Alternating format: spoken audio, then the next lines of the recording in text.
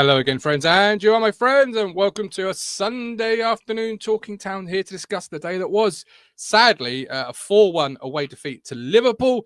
They were just too good, and we want your thoughts, your feelings, your comments, your opinions, all of that absolutely beautiful stuff as we all pile in on a Sunday, windy, cold Sunday afternoon. And don't forget, we are partnered with the logo in the top right corner there, the East Anglian Air Ambulance. If you want to help save lives and have the chance to win £1,000 every week, and who doesn't, let's face it, play the East Anglian Air Ambulance Lottery by playing for just £1 each week. You're helping to keep their yellow helicopters flying. The East Anglian Air Ambulance Lottery creates 18 winners every week with prizes ranging from £50 to £1,000. Over 18s only. T's and C's apply. Link in our description. Click it, follow it, but please be gamble aware and gamble responsibly. We've got Mike Baker. I keep reading, we're losing because of mentality. We're losing because of lack of quality, says Mike Baker.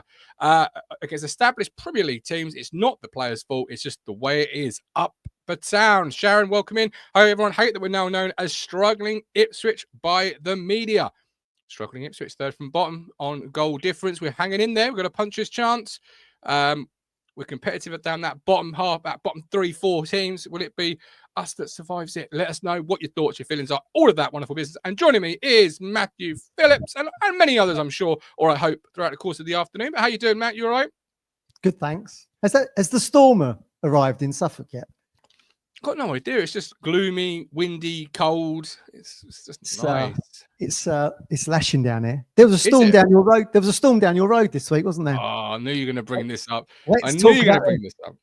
Martin was as boxed in as the Ipswich defence at Anfield yesterday. Cargate. Really was. Really was. Drive, could not get off your drink. No, it came out at lunchtime to put a bag in the wheelie bin, and then it's just a car parked across my driveway at 1 p.m. It's just not even a little bit, not even cheeky, smidge a little bit, proper across the driveway.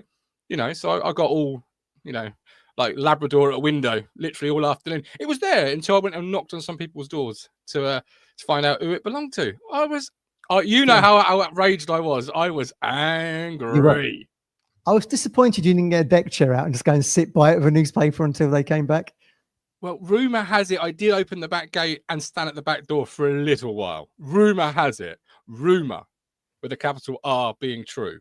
They moved eventually. They did move eventually. Yeah, I don't know why they didn't block their own driveway in, but there we go. That's car. I hate it when people block my driveway in. Hate it. It wasn't even 5 minutes. It was there for like 3.5 hours, 4 hours. Love that. It was cheeky as anything. Brilliant. I couldn't, unless my car suddenly did a go gadget move and sort of squeezed down to a matchbox, it weren't getting out. Just like the town defence yesterday, we weren't going to get out. We weren't going to get out. What are you thinking sitting here? Two back-to-back defeats, two heavy defeats. But where's your mindset at? Yeah, 10 goals conceded in the last 2 games, 1 scored. I think it was inevitable, really, wasn't it? I know the first half was a difficult watch, wasn't it? As soon as we conceded after 10 minutes, it felt like the floodgates were going to open a little bit, and thus they did. But we did all right in the second half. I mean, look, small fish this and that, but I mean, look, we managed to draw the second half, didn't we? And there was some positives in that. Moral victory. Yeah, another one. Yeah, but we've got through it now, and we were discussing. Could we put in a level of performance that wouldn't impact going into the Southampton game? And I felt like probably in the last 10 minutes we did that. I mean, we were talking about what positives could we find from the game, Martin. I certainly think the last 10 minutes, Ipswich showed something a little bit. Certainly, look, Slot described the Liverpool's performances there as a near perfect performance. And certainly teams much better than Ipswich have gone there and done worse. Bayer Leverkusen, champions of Germany, got done 4-0 there. And we score with a corner. Another positive. It's the first corner they've conceded all season at Liverpool. So, there were positives in there. But the big game has always been Southampton next week. That is a must-win game. And we said Everton at the start of the season. When was that? October? We said around the start of the season. We said that was a must-win game. Southampton truly is a must-win game because everyone seems to be picking up points against them. We've got to make sure we get 3 points against them. So. Yeah, absolutely. Well, yeah, this is it. And it's obviously going to be big week building up to that Southampton home game. But I think the second half can be viewed as a positive. I think we showed a lot more resilience desire in that second half. We got some good moves going. Yeah. Obviously, we scored that set piece goal, as Mike Baker says here. And I've in the show, can we talk about set pieces and have that AI? Because I know Liverpool work with an AI in terms of their set pieces. So have that AI. It was a great delivery, great header. Shows determination to get to the ball. It's a consolation goal at the end of the day, but it's a positive. It's something to take. I thought our corners as a whole, except the ones that hit the first man too often, we're okay. We've had one in the first half where the keeper maybe is protected a little bit too much, but that's football these days, I'm afraid. But that first half, and a lot of fans are talking about, too much respect, didn't lay a glove, didn't really get in their faces at all. And I do lean into that point of view, man. I think first half, you never want to give world-class players time and space on the ball. And that first goal is sort of a highlight of that. He's got the freedom of Anfield to have a cup of tea, think about it, and then slot it through. It's no pressure on the ball. And that's my only takeaway from it. It's okay defending in a shape. It's okay flooding midfield full of bodies. So they're all okay things, but without pressure on the ball, without real, gusto to get out there and make a world-class player have to think a bit quicker. You see what happens. You get picked apart, and back-to-back weeks sort of picked apart too easily a little bit. Yeah, I agree. No, I do agree with you on that one. I mean, look, McKenna's in a rock and hard place on that, isn't it? Because we've seen games where we've got on the front foot too easily, or too quickly, should I say, against class sides. I'm thinking Man United and Newcastle. within the first minute, we're a goal down. So I can understand why he did those tactics yesterday. Certainly off the back of a Manchester City drubbing that we got at Pullman Road. But we did okay for the first 10 minutes. You always just wait. But again, rabbit in headlights a little bit. You are just waiting for Liverpool to score.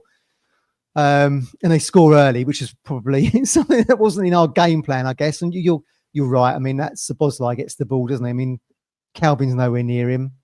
O'Shea does a turn in circles if he was like a bloody jumbo jet. And that gives him the space to shoot. Walton should have saved that. I mean, he actually gets a decent hand to it. I mean, in the top flight, keepers should be saving those, I think. But it is what it is. And it's gone in, hasn't it? But yeah, we didn't really help ourselves there. I don't think we defended well at all yesterday. So we certainly didn't defend very well in the first half. I mean, you leave Salah on the back post for the second. Of all the players to leave unmarked, I think it's Davis and Greaves going to Szoboszlai, I think. Both challenge him, leaving Salah right at the back post. Again, I thought Walton could have done a little bit better there, potentially.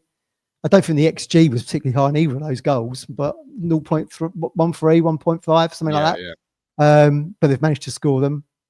Walton did make a good save for the third one, I think. But obviously, he's about to parry it into the 6-yard box. Again, Szoboszlai, freedom of Anfield to have the shot, and Gakpo taps it in. So we did. I don't think the three centre-backs were great yesterday. I mean, Greaves does score a good goal in the end. Really good header. It is a good header. It is determined. But it was too easy for them to get into the box, really. I mean, we were debating this yesterday, weren't we? Look at the top of the table compared. What are Liverpool on now? 54 points or something like that? And Southampton at the bottom with 6. It's like, it's ludicrous. The top of the bottom. We sit in the bottom section. We're in the relegation zone. So the gulf between the top sides and the bottom sides of the Premier League is just ridiculous. It's just ridiculous, really. But I was thinking back, everyone look at Bournemouth yesterday. Now they've beaten Forest 5-0. A far worse result than what we got at Anfield yesterday. It was only 2 years ago and a bit that Liverpool, with half that side we saw yesterday, beat Bournemouth 9-0. And now everyone's talking about Bournemouth being this team that could great crash the Champions League and European spots and all that kind of thing. So, I mean, it just goes to show you that regardless of level, really, who would have thought Bournemouth would beat Forest 5-0? Everyone's been talking about Forest being Champions League team. Well, they're sitting, third in the table? Been absolutely drubbed at Dean Court. Do you know what I mean? So, you get these results. A good side in a good run of form, Bournemouth. They went to they beat Newcastle in back 4 past them. Great fashion. They've beaten obviously Forest, who are flying in great fashion. And I think you're right. We what do you have to do? We've gone back and forth on this for the last 24 hours, me and you, sort of really disagreeing on different points. But I think what you've got to do is separate the fact that you're playing Liverpool, Man City, and they're world-class players, and they're going to do world-class things. But just look at some of the basic stuff that doesn't necessarily cost money, but equally we weren't good at it yesterday. And that first goal sort of highlights that. As a defensive team shape, Yeah. we're a little bit at 6 or 7s. You know, Greaves goes with the run. You've got Axel, who perhaps needs to squeeze a little bit tighter on the man just behind O'Shea to allow O'Shea to step into that role. Because Phillips, you know, he gets criticised by a large section, by a lot of people, quite often, but he can't see behind him. And Jaden's sort of, you know, not really marking anybody. He's slightly in front of Leaf. There's no pressure on the ball. So one of those has to go and pressure the ball. And one of them has to take responsibility. And that's got to be O'Shea for me, because he can see in front of him. Phillips can't see what's behind him. You know, so you've got to tell him, you know, Phillips, you've got to drop here 5 yards. You've got to come with the man, or you've got to take responsibility for it. And the second goal, yeah, it's poor at the back post, but there's no real pressure on that ball carrier. You know, he drives into Johnson. There's an overlap. So Johnson suddenly got a dilemma. Does he go with the overlap? There's 3 Town players behind Johnson, but no one's really sort of making sure they try and get there to help with that double up. It's really, again, poor. It's a simple stuff. That doesn't cost money, Matt, to really get tight or get in the face of a ball carrier. Yeah. Defending for dummies, really, isn't it? That's what it should be cast as. Bodies in an area, but the bodies aren't really doing anything. Do you know what I mean? Yeah. Well, they don't even stop for the Salah goal. They don't even stop the cross, do they? And we saw that for the fourth as well. I mean, the fourth goal, Philogene should have been trying to stop that cross, really. Yeah, we didn't cover ourselves in glory, but we've not been good defensively all season, and we've had this all season. When people keep saying, "Oh, players can cancel out individual errors or whatever it might be," and we said that's not going to happen. You know, that it doesn't happen over a campaign, and even if it were, it would take absolutely months, and we still make the same errors. We were defensively poor against Man City, and we made the same errors again yesterday. So you're just going to have to suck it up, and that's how it's going to be now for the rest of the season. The good news is, of course, we don't have to keep playing Man City and Liverpool back to back. No, exactly. Certainly, the fixture list hasn't been kind for us, because when you had a tough start to the season with Liverpool at home, in which we played. I mean, look, we're taking some positives out of the second half yesterday. There was plenty of positives in that first half against Liverpool. That's probably a good time to have played them. But then when you play them, you know, back to back at the start of the season, as we have done in the last week, there's never any middle ground there to have picked up a win in between. Do you know what I mean? You've got the drubbings back to back. So everything feels a little bit more doom and gloom, I guess. But you know, Southampton at Portman Road next week feels much more like, well, it's got to be a win. This is it. You've got to go back to, obviously, you know, just before Man City, Fulham away. That's more Ipswich Town that we are. That's more about the team we are, the side we are.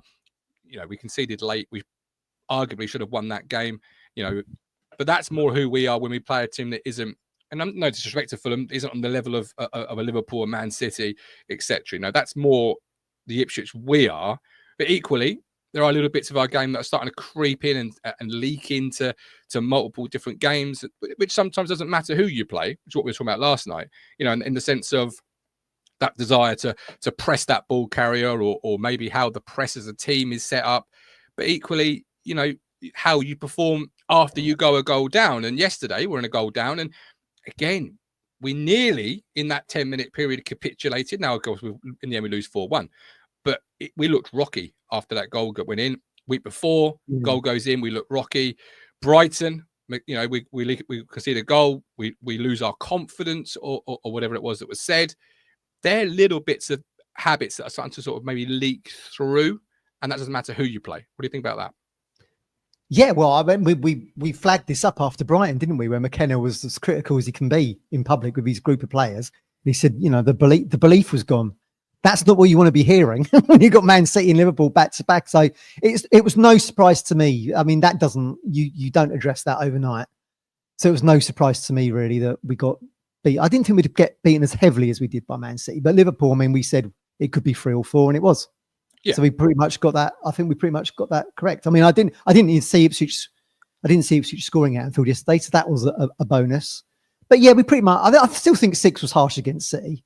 Yeah, to be honest with you, but that is a concern when the heads are dropping in a relegation fight.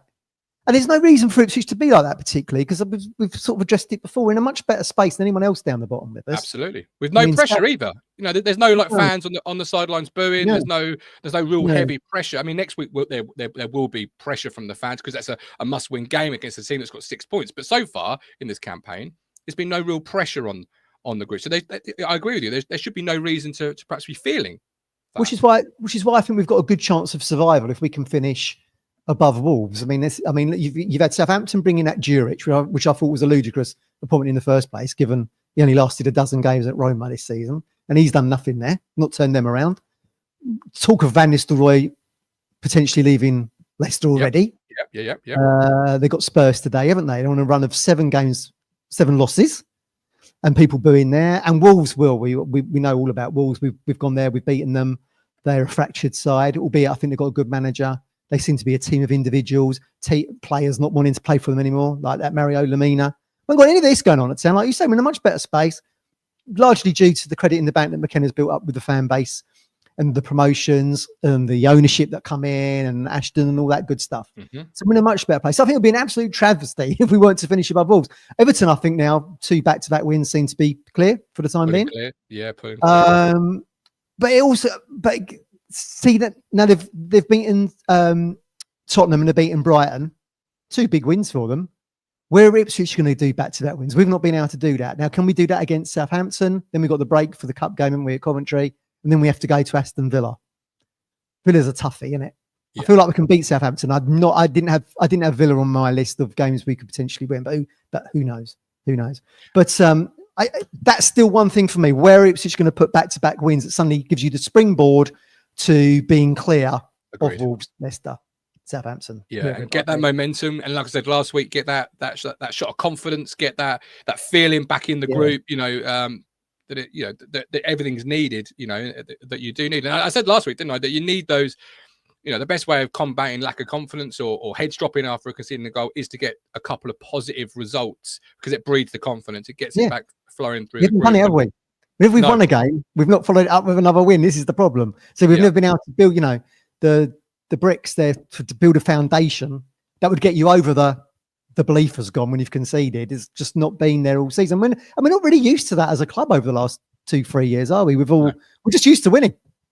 We're used to winning and scoring lots of goals. Yeah, that's what Josh said on the Discord about. We're just used to winning, and I said I'm 35. I'm more than used to losing, and it's not perhaps defeats. It's the way we're beaten, and I don't suppose Everton would have seen Brighton as a game as a game they could go and win out. But they did. Perhaps Villa is that one. Chelsea, we had a couple of weeks ago where no one saw us beating Chelsea. I'm not saying we're going to beat Southampton and Villa, but you've got to start picking up those surprise wins. But also, and something teams like Crystal Palace do really well at is they beat the teams they expected to beat, and we've got to go now and beat the teams. They've got a good manager as well, perhaps. he's a European winner. Yeah, absolutely. But the reason why teams like Palace are consistently a Premier League teams because they go and beat the teams they expected to beat. They're not sucker punched more times than not against those smaller sides, those new promoted sides. They came to Portman Road, for example. They had a very similar form to us. Yeah, they want to control the whole game, and from there they've springboarded and gone away. And Southampton next week is one of those games. Are you expected to win? I'll let you answer that. At home, but you've got to go and get 3 points at home. That's one of the games you've got to not be drawn into the mire with. It could be an own goal for all I care. It doesn't matter. It could be a bad VAR. Doesn't matter. Lee Bayliss has made a really good point there about the press. You were talking about this to me last night, weren't you? You feel like that's changed up. That's an interesting point. I've not really noticed that particularly myself, but I would say that the last 7 games, 5 of those have been against the top 6. So maybe there's just been a little mind shift there, potentially. Correct. Where you feel like you could be, they're in the top 6 for a reason because they're pushing for the Champions League. So maybe McKenna felt to himself that we could be easily passed through the lines a little bit there, which is why maybe he's gone to what you've noticed was more men behind the ball a little bit. I think it's spot on. I think you're completely right. I think you're spot on with it. And that's what I'm hoping anyway, seeing from next week, Matt, with Southampton and other sides coming up that aren't Liverpool, is that, the game plan to stop being played through is to congest the midfield, 11 players behind the ball. You squeeze the space in the centre of the park, you force them wide. My issue is that if you don't ever have a pressure on the ball, they've got time, and world-class players will, with time, and the movement of world-class players will pick you apart, and that's been done. But you're right. You've played 5 of the top 6. That could have been a game plan. I just think maybe a little bit of elements of that game plan could have been, better in terms of how we trigger and go and put pressure on the ball player. Yeah, and I suppose we've been victims of our own success there a little bit because that plan worked against Chelsea. Yeah. Again, no one thought we was going to win that. We allowed them to have possession. I mean, they had something like 70% possession, I think, if not more, against us, and we still end up beating them 2-0. All right, one was a penalty, but we still got into the position to get the penalty in the first place, and then we countered fantastically for the Amari goal. So maybe there was a thinking there that we could persist with that. But then maybe that just shows you where we keep talking about when McKenna makes changes, and again he made 5 changes off the back of the Man City game yesterday. Probably still really doesn't know what his best. Well, he doesn't know what his best 11 is. Probably doesn't know what his best tactics are from week to week, because you've seen success with that his tactics against Chelsea, yet you get drubbed by it against Man City. And at the time, Chelsea were ahead of Man City in the table. No, I'm not for 1 minute blaming McKenna for making the change when you're playing 5 of the top 6. You are playing world-class players. I think it would be foolish to go, right, we're going to pick up how we played in the Championship and just insert it into those games because, well, YOLO. That would have we have done that though, haven't we, this season? Early part of the campaign, fans wanted change. He's made those little changes. And now we're sort of saying, but why can't we play like we did before? And maybe we'll see that, re-emerge in the coming weeks. But yesterday, Jens Karius, I think it was fatigue that rendered the change there. I think he was out of the squad. Midfield 2 was Sam Morsey and Calvin Phillips. How did you see their performance in the centre of the park, Matt? Lots of conversation about midfield. I've had it myself the last couple of weeks on the show. But how did you see those two as a unit and as a partnership and going forward? Outclassed, really. I mean, Morsey looked slow in the midfield yesterday. It was interesting. There was a debate on Discord. We've had this for a few weeks now, haven't we? Certainly, Morsey seems to have gone downhill since the Man United game, which would have been what, 20th of November, 21st of November, 25th. So around, I think it was. Oh, that's right. Yeah, certainly for whatever reason, he's over the winter months. Morsey has gone downhill for me a little bit, and he looked slow yesterday. I mean, look, he's new to the Premier League in the twilight of his career. I mean, maybe it's just he looked good, didn't he? When he first, I mean, Colin made the great point when season first started. He said, "Look, Morsey's done great in League One, and he stepped up to the Championship, and now he's looking like he's stepping up to the Premier League." Maybe just he's getting fatigues off the back of that. I mean, we are talking huge jumps here for someone who's campaigned around the Championship and League One for his entire and lower in his entire career. I know he's had a smattering of caps for Egypt, 7 or 8 or something. So maybe it is catching up with him and captaining the side and having that sense of responsibility to the squad, to the manager, sits on your shoulders a little bit. So there's that as well. Yeah, he's looked out of his depth really for me the last few games. Didn't play well at Fulham. There was uncharacteristic, weird penalty that he gave away, wasn't there? Which we was like, what was he thinking now? The lazy leg. The lazy leg. Yeah. And the problem Phillips has got, I mean, let me just caveat that by saying that Morsey is going up against world-class elite midfields here. As we say, he's campaigned at much lower level in his entire career. So I can forgive him for that, really, because he's been a fantastic captain for us. But he did look slow yesterday. And Phillips is unspectacular. For someone who walks around with a 45 million transfer fee on his head, going from Leeds to Manchester City. And I think the reason you said to me he gets called a scapegoat a lot, and I think he gets called a scapegoat a lot because he's unspectacular, I think. He sort of just drifts through games for me.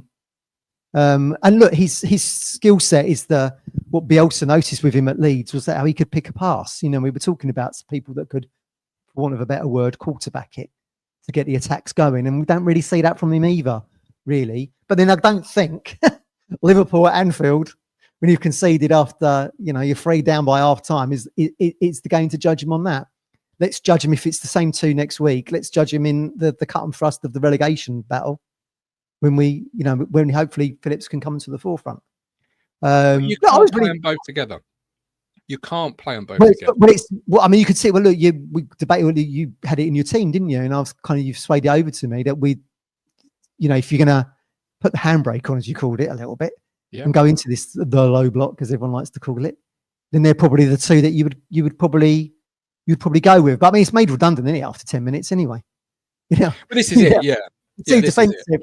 In a game that you've now got to score 2 to win, which is the handbrake on it, still rolled down the hill, sadly. But I think there's an argument to say Calvin Phillips is probably the best passer that we've probably got in that midfield. He's got a great range of passing, not that we've often seen it.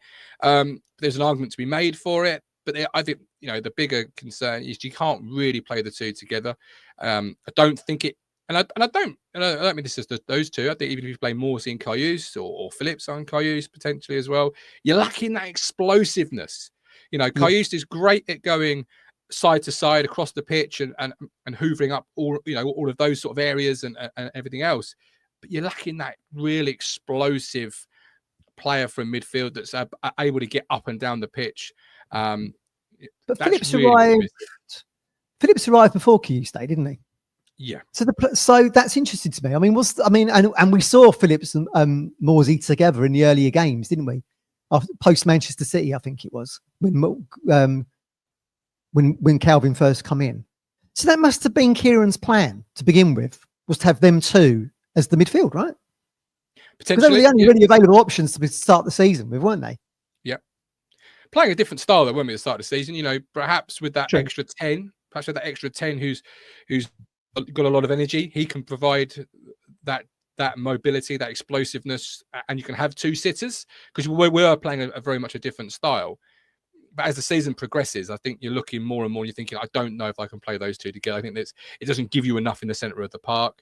No. But I don't know what the answer is, because potentially, as I say, with the options available, is it Karius and Phillips and you're leaving Morsey on the sidelines, which seems unlikely, but it's a conversation fans are having. Is it Morsey and Karius, or I just think we lack somebody in that department, and that's a real area I'm looking at before Feb the 2nd, Matt, is that we need explosive. I mean, Jack Taylor probably could do it. Jorgen says Karius and Taylor for Jorgen, which isn't a bad shout. I wouldn't mind seeing that. But again, you're leaving off two big players. You're looking at Jorgen's name, Scandinavian name, must be Swedish maybe. So he's flying the flag for Jens there. I mean, there's an issue with Jens, isn't there? I mean, I do like him. I think he's good. I love how I've said before. I love how he turns with the ball, brings it forward, but he can't do 90 minutes for whatever reason. And we've seen this since the Southampton away game, which was a million years ago. And he got picked up a knock in that, didn't he? And he seems not to have got over that to me. I mean, he wasn't even in the squad yesterday, was he? He's Swedish. No, he's Swedish. No, I'm just looking at the comments coming in, and you've got some great ones. Rob says we definitely need to get back to the old formation now. We need points, and that will only happen by creating more chances, which is a fair point. And maybe you'll see that moving forward as you play. I think not world class teams. I just think, Matt, if you stick with the back three, which I do like and has got some real merit to it, you need somebody explosive in the midfield. If you go back to a 4-2-3-1, maybe let me stop you there. So we can keep this debate going. What do you want to see from that second midfielder? Because you're not going to get explosive. Whoever sits next to this guy you want to bring in, whoever that might be, you're not going to get an explosive. They're not explosive players, are they? Calvin and Morsey. They let the ball do the work. They're passing it 10 yards to get the move going. So what do you want to see from the second person in the midfield there? In what formation? If we stick with the three? Yes. If you stick with the three, you've got to have somebody that's got to link your back five, your back six to the rest of the team. Too many times we see the ball break out to Amari or whoever's playing the left inside 10 or Delap, and all they've got to do is run into blind alleys because they've got nobody else in support. Even the times we do manage to keep hold of the ball and work a good opportunity and put a cross into the box, we've got one, maybe two players entering the box. That's not enough bodies in the box. You're not committing enough men into the box to even give yourself a chance at goal. I think when we scored our first goal at Fulham, Ben Johnson's in the box. You've got another player, another one or two players in the box. You need numbers in the box when you work the opportunities.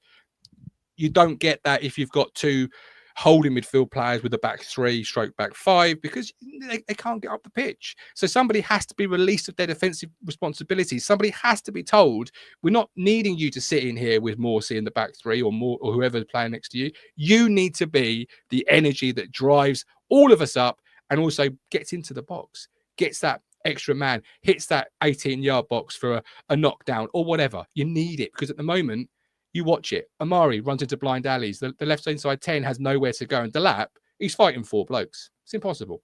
I think Taylor's got that skill set in him. And if you want someone in and around the D to shoot, he's got that in abundance. We know he's got a rocket in his boots, haven't we? I guess the question mark there is whether or not he's good enough.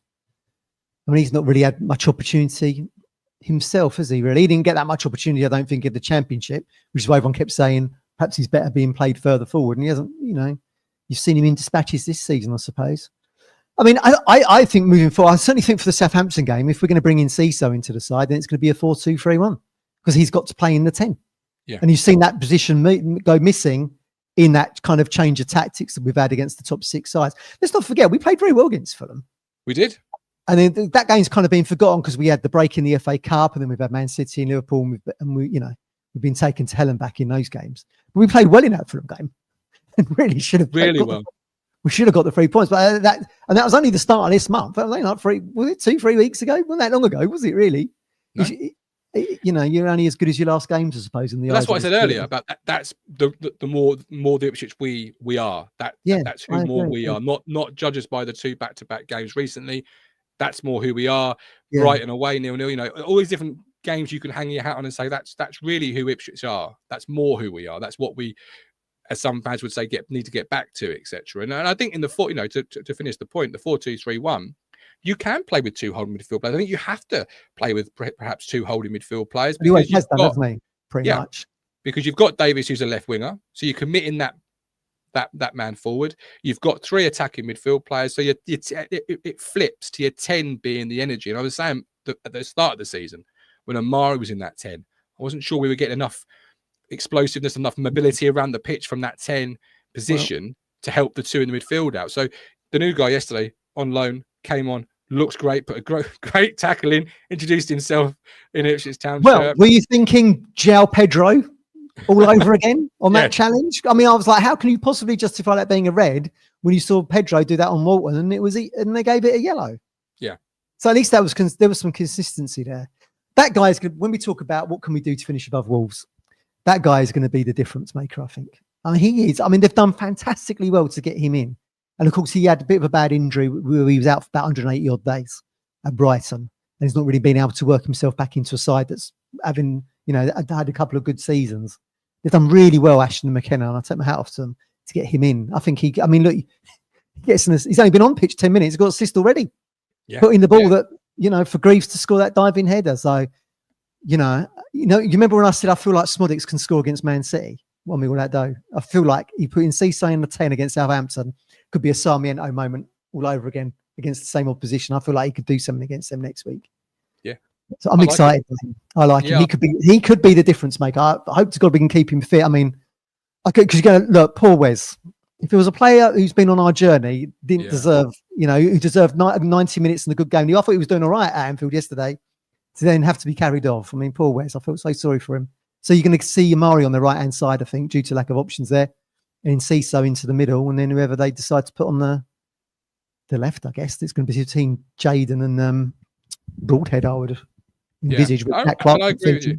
I agree with you about Ciso. He looked like a player that's got a real bag of energy about him. And when you play with a 4-2-3-1, you need that in that 10. And I'm really looking forward to seeing him and the squad actually, moving forward against teams that aren't called Liverpool and Man City and aren't playing the Champions League and aren't exactly powerhouses, because again, I think what fans will see this time next week, hopefully, is that's more who we are. That's the Ipswich we've loved over the last couple of years, and those were those games because, and I do think we'll see it. And I really like the new guy. As I say, I think he's got a bag of energy. He's got ability about him. Great ball from the corner. I said this on Discord. Play him every minute of every game, just for set pieces, because that was the best, one of the best deliveries you've seen all season, apart from Jack Clark at Wolves. So I'm really looking forward to him. Is it now? Are we now saying that's 2 corners we've scored from now? Because we're not. Some of them we weren't counting, were we? Wolves yesterday, and then was there a third one in there? Well, I've got 2 in my mind: Wolves and yesterday. Unless somebody wants to sort of jump in with a third, you've got a number of goals where it's come as a result of a corner, but directly from the corner, you've got 2, possibly 3. Then you've got Morsey at Southampton, Delap away at West Ham is one. Villa, I think, did we score from a ball that fell after Villa? I'm trying to. No, Clark put it across, and then it was the Delap run, wasn't it? Much. They've been few and far between. I mean, it's a little bit pitiful, isn't it? Over 23 games now. You ain't got to tell me that. I bang it every week. Cameron's about set pieces, but they were good yesterday. And credit where it's credit is due. Mr. Hudson did well there yesterday. Trevor Amos there saying Burns so unlucky, but he does seem injury prone, which is why I think we brought Ogbenny in the first place. I mean, it's a poison chalice, that role, isn't it? I mean, look, mate, there was still a question mark over how serious it was, wasn't it? I mean, they said where's his knee had blown up, and you see him leaving on crutches yesterday. Whether or not he's going to be out for the season, Can't scan it until the swelling's gone down, can they? It's a funny thing to me, isn't they? Yeah. I mean, certainly we've lost Benny for the season, and well, if we've lost Wes, then so be it. So, but that's a slight worry in that you've only really. I mean, I don't really like Johnson in that role, to be honest with you. He seems like a right back being forced to put into that place. That said, the Fulham goal wouldn't have happened without him heading onto the bar for Smodix then to score. So, I mean, fair play to him for that. And as we've said before, he did play very well in that game. But I feel like he's probably a defender being forced into more of an attacking role. So it just leaves Amari on that right and Enciso in the middle, I guess, moving forward. That's how I would probably envisage it. But let's keep our fingers crossed it's not so bad. But poor Wes. I mean, someone who's been on our journey, League One to the Premier League. I hope that's not the end of his Premier League story. That's for certain. Lee Ballas says it looked bad, slowed down. I can't see him coming back this season. I've done the same injury, but at rugby, it looked terrible. And we wish nothing but the best for Wes and his recovery on it. And we hope it's a speedy recovery. I hope it's a good recovery. But, live, it didn't look great. On replay, it looks worse. And, I still, though, Matt, despite possibly losing, Wes, right wing is down on my list of priorities in the remaining however many days of the window. Well, how much because you've got... I've got bigger priorities. This is the problem. I've got my bigger priorities are a striker and a central midfield player. Central midfield player for the reason we've already discussed in detail, and a striker. I still want a striker. George Hurst coming yesterday had a great opportunity. Now, the game wasn't 0-0, and we can't pretend it was 0-0. But it was. Yeah, but he's got to score. Either side of the keeper, though. He's got to score, and obviously he's a player that's had his injury concerns. Can you rely on him to be that second striker consistently? Possibly yes, possibly no. He's had those injury concerns, as I said. I still want a striker. Our XG, Matt, as we're talking through the week, is actually not too bad compared to the rest of the bottom four. It's our conversion, and charge like that from George Hurst doesn't help the conversion against XG because I was up. I thought he was good. I thought it was in. Maybe lack of game time. I mean, he's been in and out of the team, hasn't he, with injuries and everything. But I mean, look, McKenna did kind of allude to this, didn't he? I mean, they could get a striker in, but I don't think they're going to risk getting the wrong kind of person in. It's got to be the kind of, they've got their profile has to fit what they want on the pitch, and I think personality-wise as well. That's why we're streets ahead of Southampton, Leicester, and Wolves, because we've got there's more of an energy and togetherness about us, which we saw after the Man City 6-0 when they was all clapping the fans that were still left in there. And I said to you after that, I said, it felt like, keep with us. There's still plenty of the season to go. So I don't think they're going to risk that setup in order to get just anybody in. But no. I mean, Latte Laff, I think, went off injured for Middlesbrough yesterday. I think he only played like 10 minutes or something in that game. I think that was at Preston. So whether or not that's a serious thing, I don't know. I've not looked into it. I mean, they're still talking that Atlanta in the MLS, that deal could still happen. We're big fans of his, though, aren't we? I mean, he was on our summer shopping list when we did the transfer target show, didn't we? So I'd love to see him come in. Yeah. I just think he brings you attributes. He presses, he's quick, he can shoot in and outside the box, he's good in the air. I think he ticks all the boxes. Look, they did put in a 20 million bid for him in the summer, so I'm surprised they've not gone back, really. But, given that everyone realises and recognises that we do need another striker, and they were prepared to give him a chance in the summer, so why not now? But then does that come down to money? The PSL, whatever it is, all that kind of stuff. I don't know. I don't know either. We've picked it up in Ciso's salary, so that's going to be a fair old whack. Yeah, they've done 20 million on Jaden. Godfrey's he's probably coming in fairly expensive on his wages, I would have thought. So it's not an infinite pot, is it? This is the issue. This is it. And as I say about the right wing, you've got players that perhaps can fill in there. You've got obviously Mari. It always depends on what formation you play as well, and how far away Chaplin and Schmolix, etc., are. But I would, if you ask me my priorities for the rest of the window, it's central midfield, striker, interchangeable as to how I feel day to day on which one's the priority on that one. Goalkeepers possibly on that list. Fans talking about Walton or Muric or Walton. Possibly. Well, that's unlikely. I think that's unlikely to be brought in. Slicker's more likely to get an opportunity than us to get a new keeper in, I think. But we did say when we were toying over, going back and forth over the keepers, we did say on here, neither's probably the answer. Neither's probably the answer. And at least Muric isn't now on his own in errors led for goals because that Robert Sanchez. You see that? We see him come running out yesterday against Man City. No man's land, gets chipped. Now he's equaled Muric, which is great news, really, because now he's passed the audition to be an Ipswich Town keeper, isn't he? with that decision making, so hard. He'll be in next season. So harsh, But yeah, we'll probably discuss it more on Wednesday as we look to Southampton in terms of what we're going to do there. How did you see Jayden's? Obviously, it's a really sort of tough question to ask because it's Liverpool away in a 4-1 defeat, but it was his first game in the Town shirt as a starter.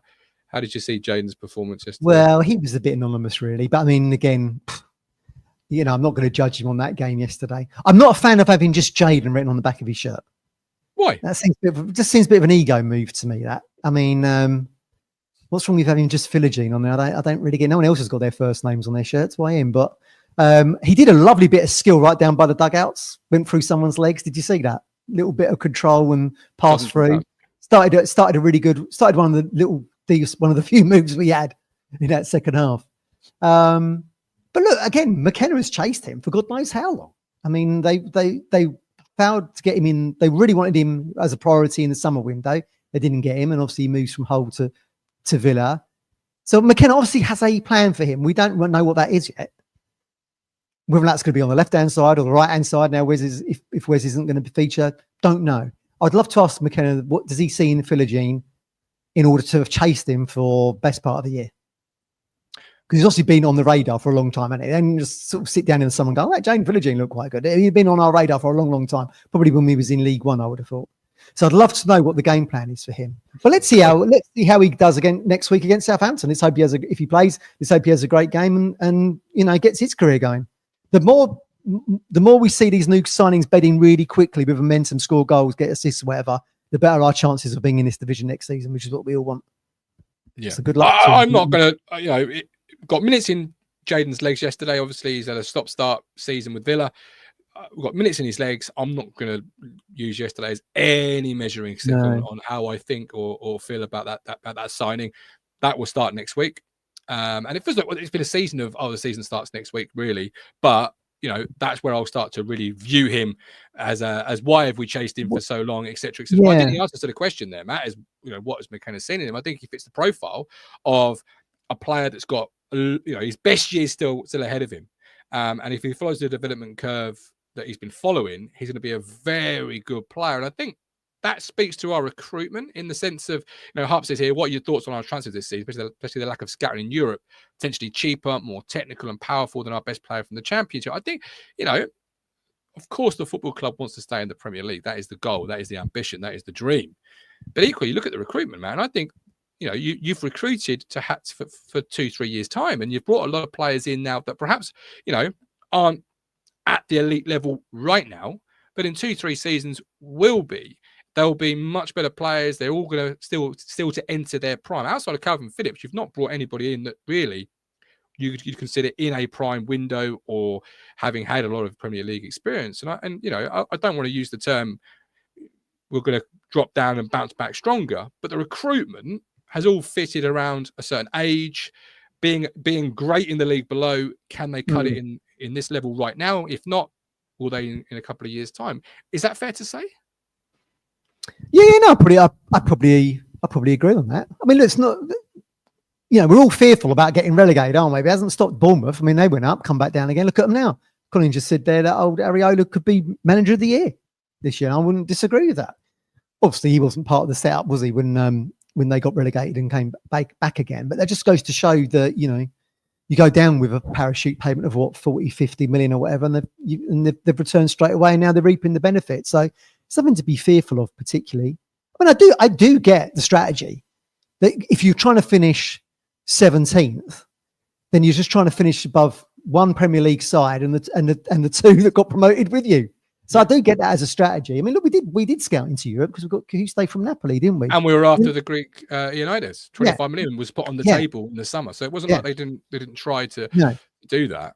But I mean, if you're a long-term viewer of the show, and when we had Mark Ashton on here, he said going into the European market for Town at that time, which I think was probably League One, but looking ahead to the future, he said with Brexit and all the rigmarole of that would be very difficult, and they'd probably look more to the South American market. Well, who has looked to the South American market? Now we're reaping the benefits is Brighton, because they got in CISO in, and they got various other they got various other players in.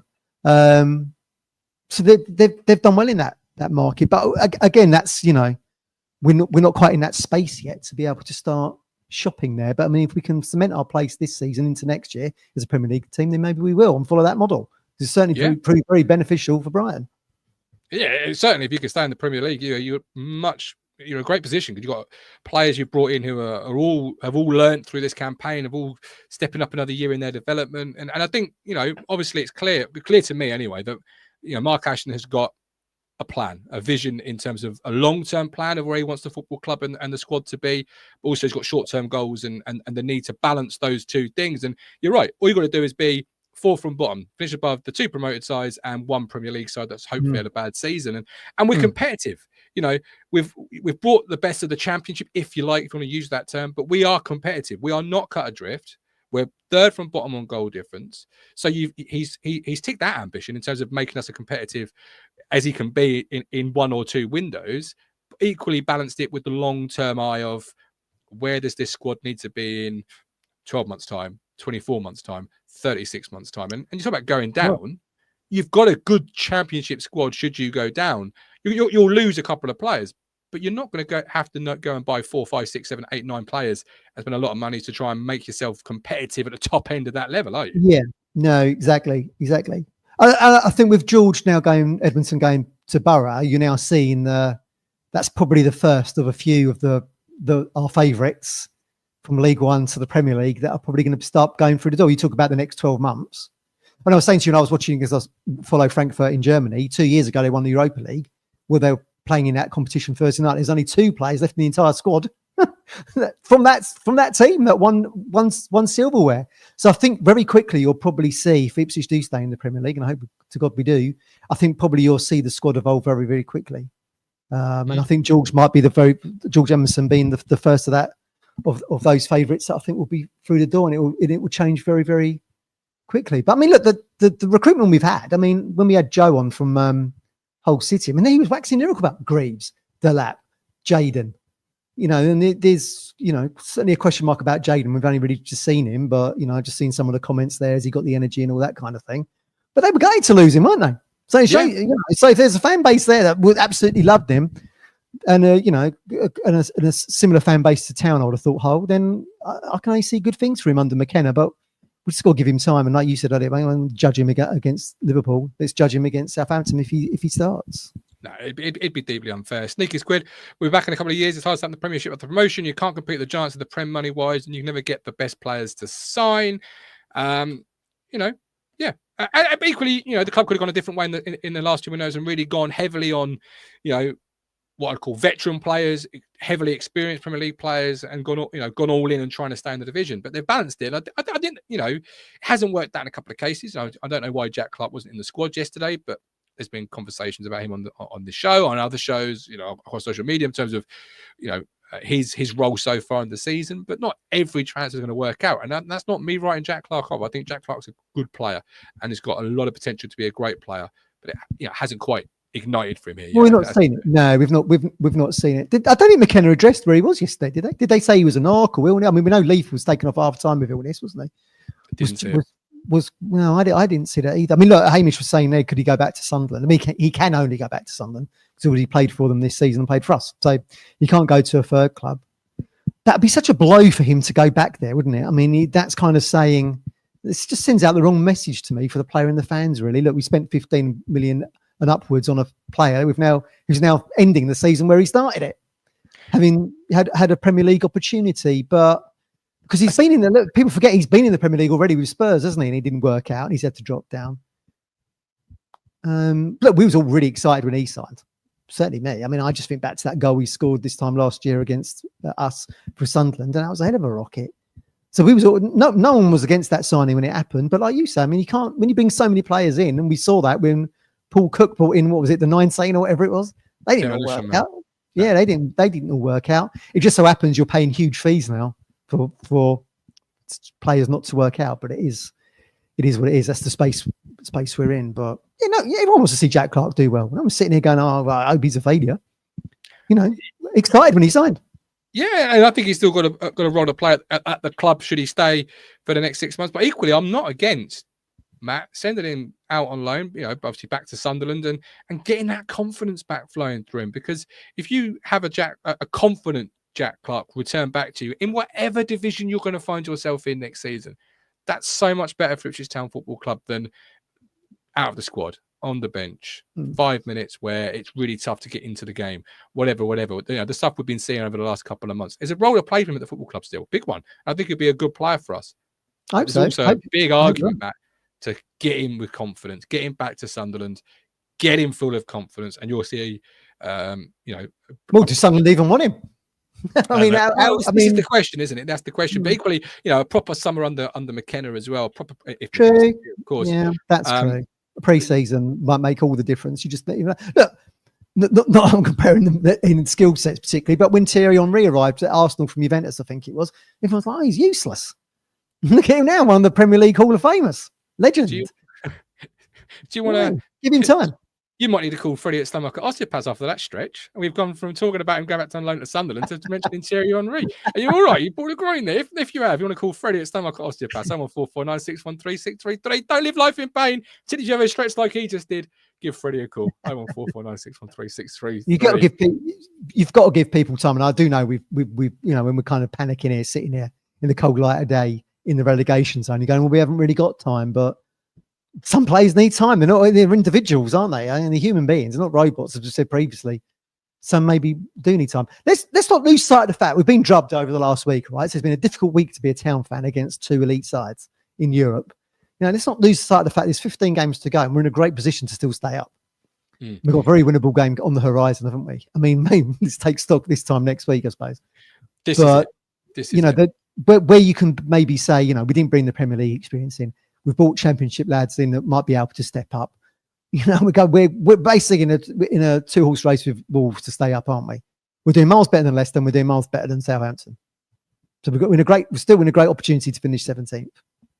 Yeah. All right. This is it. And this is it. You're in the fight, as they say, and you've got to beat Southampton on Saturday. That's where the real meat. Hamish here. Hamish has a history of putting ludicrous comments into our chat.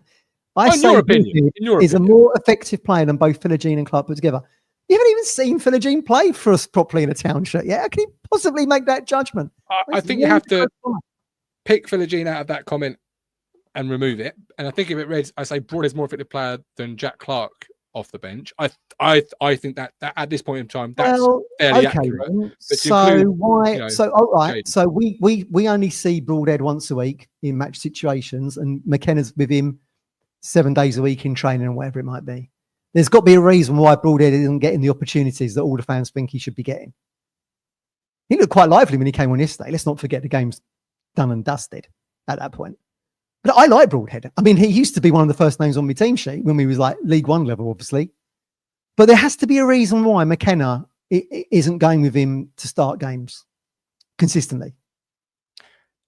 I love Nathan Broadhead. I think, I've been calling for him to start in recent weeks. I think he's a really good player, sticky control, can carry with the ball. I just think, perhaps he lacks a little bit of pace. And if you're playing a back five, and you've got to have times where you're 1v1 with a player and perhaps try and go into what I call those blind alleys and knock a ball past a player and say, catch me. He lacks that pace. Is that fair? Yeah. You wouldn't attribute Nathan Broadhead with pace, raw pace, would you? That's the thing. No, you wouldn't. He's very, very clever footballer, isn't he? And he seems to ghost into, we used to say, didn't he sort of ghosts into the area. You think back to Barnsley, your favourite game, right, in Oakwell. He gets onto that near post, doesn't he, to score the opener. Kind of ghosts in, really. He reads the game really well. But there has to be a reason why he's not featuring consistently. I don't know what that is. Perhaps they can ask in the press conference for us.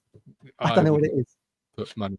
Hamish Clark Virginia says has to play them both. Broadhead. Broadhead's the better player. Broadhead misses whole pre-season, comes back well this season. It looks like he's out on some muscle. Jorgen says Broadhead for me. I mean, if you're talking about, impact from the bench, Broadhead's up there with one of the players this season that has provided that.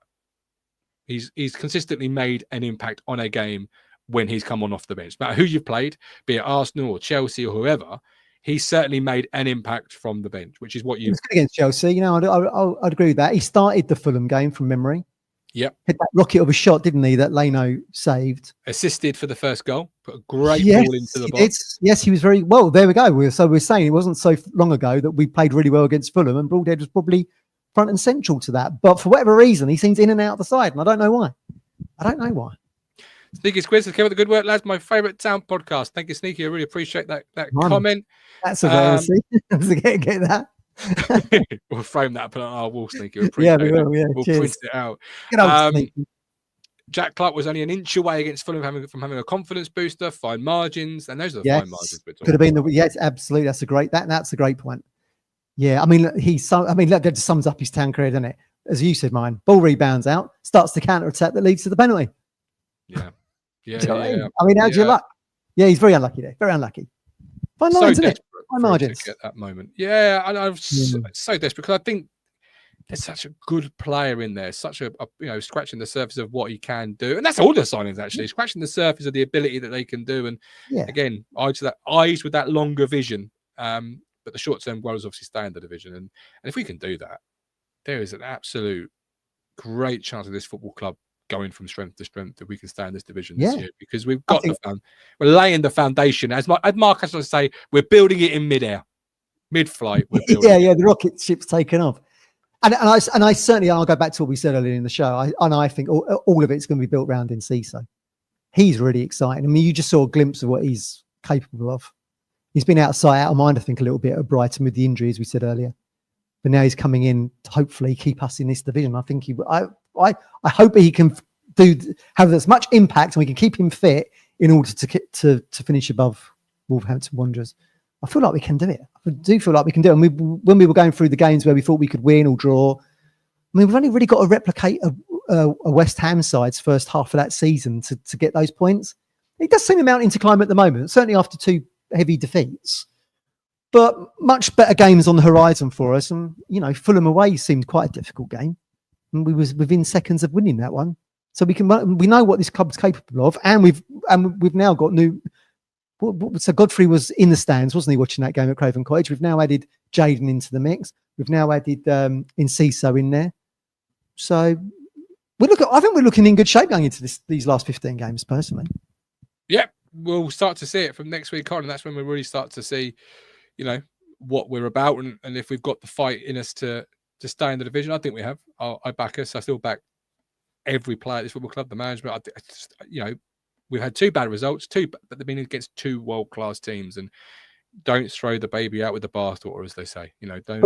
It's all very well us as fans here sitting here talking about it. I mean, they've got to deliver on the pitch, and they've got to beat Southampton next week. A point is not going to be good enough against Southampton because there's so many other teams in and around us that will probably end up beating Southampton. I mean, they've looked defensively better under Juric, but I mean, still, like I said earlier, still ain't won a game yet. Look, they were within minutes, weren't they, of winning at Old Trafford, and still ended up losing 3-1 there.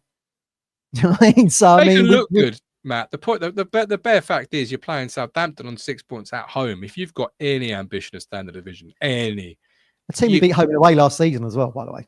You've got to pick up the you've got to. You have to give yourself that platform. Because if you don't, like you always say, if you don't win that game, then you've then got to come up with a shock somewhere. I don't know, like go Newcastle somewhere or Villa Park and get those 3 points. You've got to claw them back somewhere. I mean, on my little lists, I had us beating Brighton, which we didn't do. And I purposely didn't include Brentford in that. I know Brentford haven't been very good away from home this season because they were playing Southampton that weekend. And I didn't know how they might fare in that against sides at the bottom. Of course, they end up winning 5-0 at Southampton, don't they, Brentford? So that was my fallback game a little bit where we could maybe pick something up. But yeah, if you don't beat the sides you're expecting to be at home, then you've got to go away and get something. And that's easier said than done, as we've seen in this division. But weirdly, we're also picked up more points away from home than we have at home. Doesn't even have to be away, though, does it? One of those Brucey bonus games, like Arsenal, for example, you suddenly turn them into massive games because you've slipped up against teams where you've got to get the points. And it really feels like Southampton onwards, particularly Southampton next week. That's just a game you've got to get those points just to alleviate a little bit of pressure. Even if Wolves and Leicester both win the same weekend, it just release that little bit of pressure that's starting to build. Get some feel good back in the stands. It could be said, with the two back-to-back heavy defeats. I've seen lots of conversations on social media and the Discord, etc. Just release it a little bit. That's got to be one. But we'll bring in Frank. Frank, who's how are you, my friend? Are you okay? Frank. Yeah. Well, considering this terrible month and that horrible, horrendous start to the new year, what is it? Annus Horribilis. I'm doing fairly well. I had to get back for the cat. I was in so much pain when I got hit. It was in the east of Ipswich by what's it called now? Fat Cat Old Timers. I was crossing the road with my friend Richard and got whacked by this car. And a lot of people thought I was brown bread, and thankfully, dead. There's colloquialism, probably a Liverpool colloquialism, I'm not too sure. But anyway, thankfully, it was only a dislocated shoulder and severe bruising. But I got a wheelchair onto the ferry. I got a wheelchair off the ferry, which was very helpful. But then I had to make my way home, which is another 4 hours, and it was agonizing. I finally got back into the house at 21:45, having woken up at 5 o'clock with Richard, who very kindly gave me a lift to Harwich. So it's been one hell of a week, but thankfully, I think I'm on the road to recovery now. And I only saw you 2 days before it happened. You did? We wondered where you were. We were like, we thought we were going to meet Frank at the statue. I was still in that. No, it was a Saturday night. I was in the hospital, and I got 3 hours in the hospital, and then they organised a taxi for me, which I had to pay for, obviously. And I got back to his house. Richard was amazed to see me. I was amazed to be there, but it's life. You just don't know what's around the corner. It's like Ipswich Town Football Club. If you look at the game yesterday, we lost, and we lost. Some people would say very badly, but not really in the context of things. One, we were playing the best team in Europe. 2, we were playing away. And if you look at the 3 goals we conceded, which was similar to Man City, 3-0 down at half time, the second half, it was effectively 1-1 because they scored 1 and we scored 1. That's something that's easy to neglect. Small wins. Yeah, it's a psychological boost, I think, for McKenna and the boys, isn't it? Well, we were saying, weren't we, Frank, that you wanted to go, you didn't want to be drubbed heavily, so your confidence is affected going into the 6-pointer with Southampton last week. And I feel we saw enough in the last 10, 15 minutes to give us some confidence going into that game at Pullman Road next week. Yeah, I think so. And I'm really, McKenna won't admit to it, but we all know it's a 6-pointer, this one. It really is a 6-pointer. There's no way of getting around it. Ipswich really have to win, and ideally win big. But if it's 1 goal, we'll take that quite happily. Yeah. The differences. I think Amari Hutchinson said, didn't he, last season when he was introduced into the first team picture on a regular basis? He said, "It's like this is the first time I've experienced the men's game." Well, I think he experienced the men's game for the first time yesterday, and against Manchester City, quite possibly, because they are a league above the rest of the with the exception perhaps of Arsenal, the other teams in the Premier League, and the gulf is massive, isn't it? And if we survive this season, I see no reason why we couldn't do a look at Bournemouth, exceptional, extraordinary yesterday. They've got a Dutch player in there, Patrick Klaubert's son. Yeah, Justin.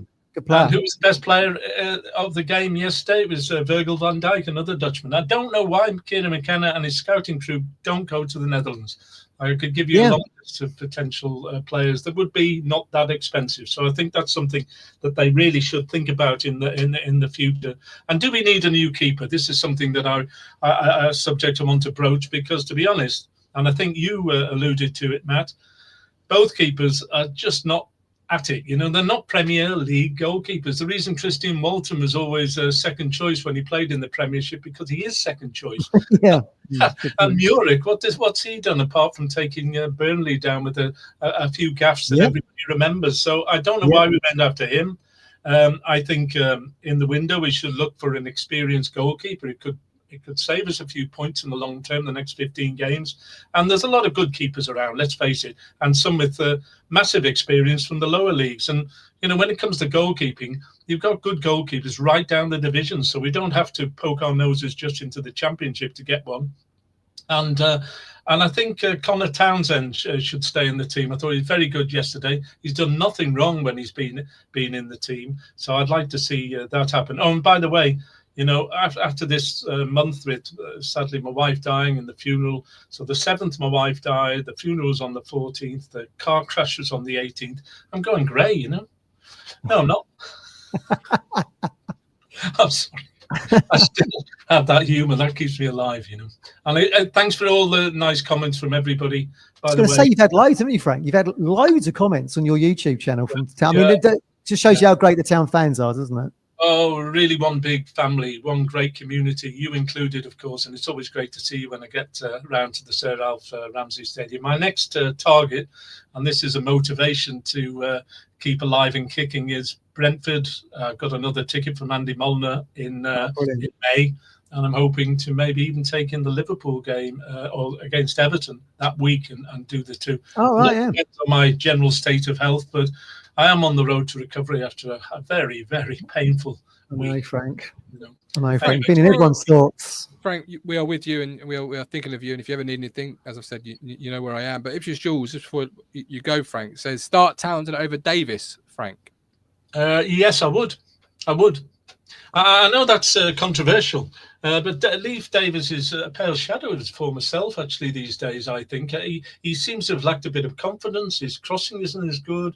How many assists has he made? Not a lot, I don't think, during the course of the season. He tends to be more of an attacking wing-back than a defending one, which most of them are, but his defending is woeful at times, I have to say. So it is a controversial topic, but I would say, look, we're in a desperate plight here. Give Townsend a go. Why not? He's got a lot of experience. I'm surprised. I do agree with that to some extent. I'm surprised we've not seen as much as Townsend.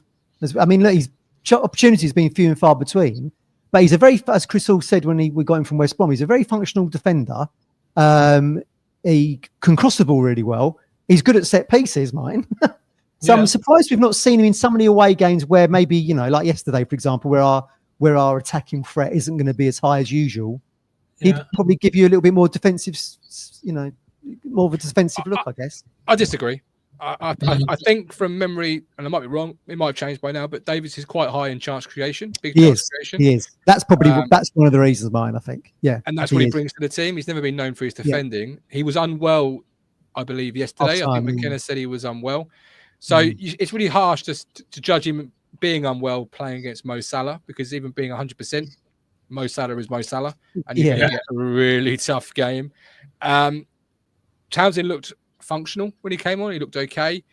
It's not, it's a real tough one because Leaf's a big player, being a big player, and I think I'm not prepared to say start Townsend over Leif Davis. Jorgen says play Leif as a midfield player. That's an idea. It's got some potentially good talking points in that comment. I don't know. I'm really hesitant to say, you know what, guys, it's time for Leif to sit on the bench and Townsend to play. You think about 3 players, really, Frank, over the season. When you consider all the changes that McKenna constantly makes week to week, you're always pretty much going to have Davis in there. You're always pretty much going to, it seems, you have Morsey in there, and Delap's always the first name on the team sheet. It seems weird that those 3 are pretty much shoo-ins compared to everybody else, which seems to be sort of like, musical chairs most of the time. But equally, in a side that's struggling to create chances, taking out a player that's arguably leading your team, but certainly high in big chance creation, for me, that just seems short-sighted, because if you're not creating chances and you're taking the one player that is creating chances out, who's going to be filling that void?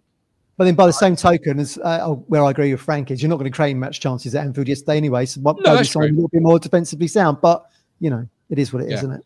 What I'd be interested. Sorry, Frank. Before I let you finish, what I'd be interested to find out is if that was a sudden illness or an illness sort of leading in. Because if it was leading in, I'd lean into your point there, Matt, and say, do you know what? Rest him, sit down, play Townsend. But obviously we're not going to find that information out. Sorry, Frank. Go ahead. No, I was just suggesting that Leif Davis is a good player, but maybe the suggestion, push him into midfield, because to be honest, his passing's been pretty poor. I know his assists, we always note that, but his passing has not been that good in the last few games, not just Liverpool, Man City, by the way, but a few of them. Against Brighton, he wasn't particularly good. So I think maybe, we wouldn't lose those goal scoring opportunities opportunity to be moved into midfield and bring Colin Townsend into his position at the back. I don't know. There's a lot of players that are on the fringe of the team that I would like to see in it, and especially George Hurst. I think we should start with George Hurst now. Give it a go. We've got to take a gamble here. We've got very little to lose. Over the lap. I think just try it, and yeah, I know exactly what you're thinking about that suggestion. But just recently, Delap, I know he's been marked out of games because everybody, but nobody knows George Hurst quite as well, because let's face it, most of his goals and his successes have been in the Championship. So it might come as a surprise. I mean, this is the element of surprise when you put the team sheet out and you have 5 changes.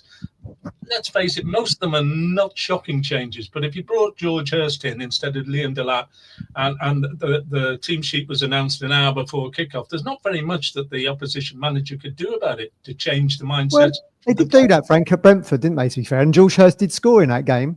Yeah. I have been a fan of that rotation on Delap because I think at 21 years old, whatever he is, 21, 22, I just don't think it's sustainable to have him playing every week for us. But I mean, it needs must, doesn't it?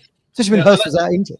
I also think, by the way, that Jack Clark, he needs to strengthen up a bit physically. So I think he should pull his shorts up and get back in the gym, because I think he's light as a feather sometimes, against these shorts don't help, do they? Them shorts don't help.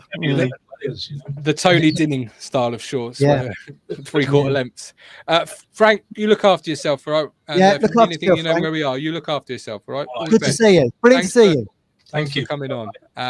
Apparently, Davis had been ill, felt better the day before, and wanted to give it a go. Ipswich Jules said, McKenna said, which in that case, admirable.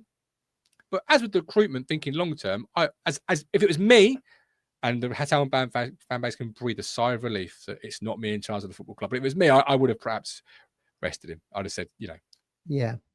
And we saw Townsend, albeit the game was gone, Townsend did pretty well. Now, who's made a good comment there? Trevor Amos. Delap will be suspended again, and then Hurst gets his chance. Again, we went down the Morsey Newcastle route here, didn't we? We did. Why was he still on the pitch at 4-0, knowing that when you think you get to 10 yellows, you get 2-game ban? It didn't make any sense to me, this. Ridiculous is the word I'd use. 4-0. I mean, you're not going to score 5 goals to win the game. You're not going to score 4 goals to equal the game. It'd be a miracle. It would be a miracle. So why is he on the football field to get that yellow card? I agree with you. Kieran's done this ridiculous. Kieran's done this twice now. I mean, are they so ingrained in the game they just forget about it? I don't know. I really don't know. No, but at some point, Matt, you have to take your eye from that game and think, okay, we've now got to look forward. Yeah, no Town fan who watching on TV or was in Anfield yesterday was thinking we were going to score 4 goals in the second half. It's damage limitation at 3-0 against Europe's best side. I would have brought Hurst on at half time, to be honest with you, and then keep Delap wrapped up in cotton wool for Southampton and 1 less yellow. Yeah, very odd. But that said, to defend the decision to have him on the field, it is a silly yellow card, and there has to be a responsibility, obviously, to know where you are in terms of your yellow card chart, and 4-0 down. If it was 0-0 or 1-0, fair play. But 4-0, you got to. It seems needless. As Morsey had to when he was riding that line. You've got to adapt your game a little bit at that point of the match at 4-0 down, and just not have that yellow card happen. No. I totally agree with you. You're not a fan of giving Delap a bit of a rest, then? No, we've got 15 games to go. Categorically, no. I saw your face when Frank said that. I am in agreement with Frank on that. I don't think it's sustainable. I mean, that's the reason why Man City have brought in Marmoush from Frankfurt, made his debut yesterday to take some of the pressure off Haaland. I mean, that's the world's best striker there, and they're saying it's not sustainable for him, albeit they're in multiple competitions, not like us playing once a week, I guess. I do get that, but again, I think we've asked too much from Delap this season. I think we've asked too much from him. Of course, we couldn't get Ioannidis over the line to begin with, in probably going all the way back to the summer. How that would 2 weeks ago, Matt, we're sitting here lamenting the fact that he can't play 90 minutes. He doesn't play 90 minutes either. I mean, that's another thing. Yeah, exactly. I mean, that's how they're managing it. You just play 75 minutes or whatever, but it's not going to be long before he gets 2 more yellows and he'll be out for 2 games. Well, this is it. And I've got and then again, that need for the striker is why you need it, because if you do miss Delap for any period of time, 2 games or otherwise, now Ali's out on loan at Stoke, and we wish him all the best out on loan at Stoke. if George Hurst plays and Delap's down for 2 or more games, who's coming on? Who's filling the void? Who's being that third? So you need that striker for me. Another reason why. But I just think, yeah, okay, I agree. 21 years of age coming in, you've asked a lot of him. But he's risen to the challenge, and you are where you are. He is your best player. He is the player more likely to get something out of nothing. He is a more player likely to score a goal for you at this moment in time. Yeah, it would be so similar to going to Huddersfield away on a bank holiday and finding Darryl Murphy sat on the bench and Chris Wood and Luke Varney up front. You know, which I've found them mad. I still find it madness, by the way. That's why I'm bringing it up. But you read Chris Wood now. Yeah, but this is it. But by the way, Chris Wood wasn't Chris Wood then, right? Just to clarify. 10 games, no goals. On loan from Birmingham, I think it was. Yeah, he's a different beast now. Absolutely. Yeah. I've got no doubt at some point I'll sit here and we'll discuss in George Hurst starting over Delap like we did for Brentford. If you come to me and say, he did well in that. He did well in that game, to be fair to him. He did. Should have scored yesterday. 100%. If you come to me, Matt, and say, "Oh, I think we should be resting Delap," and well, you want Delap to be. They've somehow got to manage them to take the cards now because you want him to be available for the games where we think we're going to win. And I certainly think the week, Matt. It's week. We're playing 46 games this season. We're playing in 3 cups. No, true. Week to week, you know, wrap him up in cotton wool, but make him bubble boy for the week, right? Do his shopping for him. Do his washing up for him. Yeah. Do everything for him, right? Yeah. And make sure he's good to go on Saturday. That's all he needs to do. You don't really need to train. Just keep yourself loose and fit. Don't need to do anything. See you at Pullman Road next week. Yeah, exactly. You know, that's all we need to do. But we're back on Wednesday to discuss Southampton, building up to that big game. So do join us live there again. If you want to carry the conversation on, obviously you've got social media, Twitter, Instagram, Facebook, but you've also got our Discord, a very busy Discord where you can discuss anything and everything from TV shows to live chat to, of course, ITFC transfer chat, general ITFC chat, all of that. It's very busy. And we've got some really good, people on there that seem to know what they're talking about. Obviously, us included in that, obviously. Just hit the join button on YouTube. It's $4.99. Cancel at any point, but you get a link in the community tab to join the conversation. But until then, this man here has been the wonderful Matthew Phillips. I have been your host. Thank you for joining us. Like and subscribe. If you're on Twitter, jump to YouTube, like it, subscribe it, come and join the conversation every week. I hope you found it enjoyable. Maybe some of you are tuning in for the first time, or some of you are watching us again, giving us a try, and you've enjoyed what you have. If you have, thank you for watching. Thank you all in our YouTube chat for watching. Take care. God bless. Hopefully no one's parked me in, but until Wednesday, all the best. Bye. You make me smile when I think of you. If I get down low and I get blue, I can't get enough. You make me happy, I feel so fine. Oh, how I wish that you were mine. I can't get enough.